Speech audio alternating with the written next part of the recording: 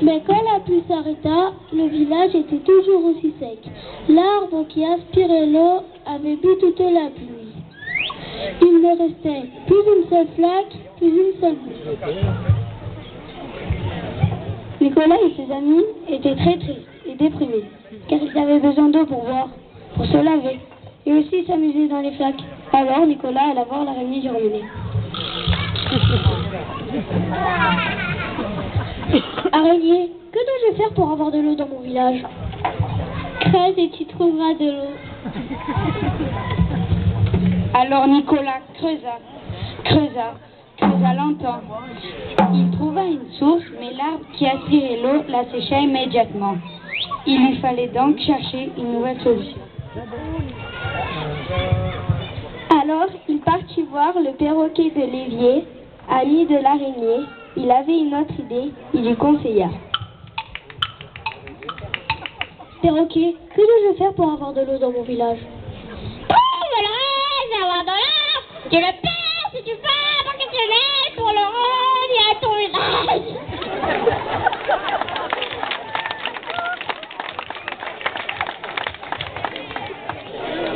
Alors Nicolas chercha longtemps. Il trouva enfin le réservoir de l'arbre. Il était énorme. Il prit sa lance la plus pointue et le transperça.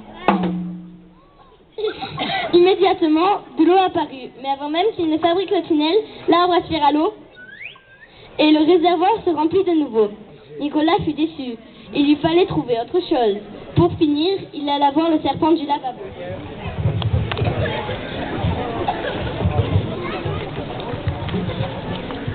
Qu'est-ce que tu as, Nicolas? Serpent, que dois-je faire pour avoir de l'eau dans mon village?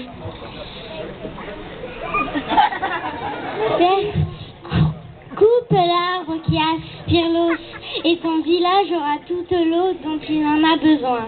Bonne idée, je vais essayer.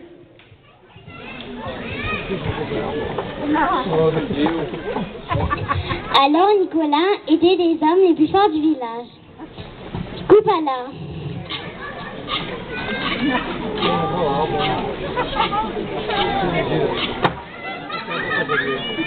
Et l'eau revint. Des rivières se remirent à couler, des fleuves se formèrent de nouveau. Ils remplirent les mers et les océans, le cycle de l'eau recommença. On vit de nouveau des nuages et la pluie se remit à tomber.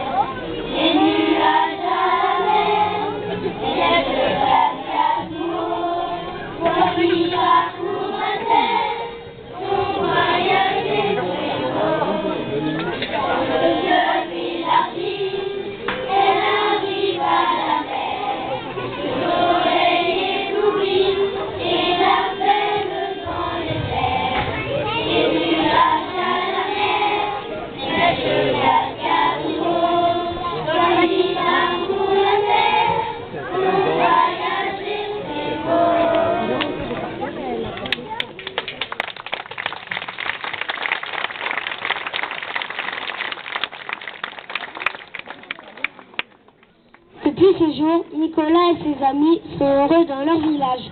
Ils ne gaspillent plus maintenant, car ils se souviennent de ces temps pas si lointains où ils manquaient d'eau si cruellement.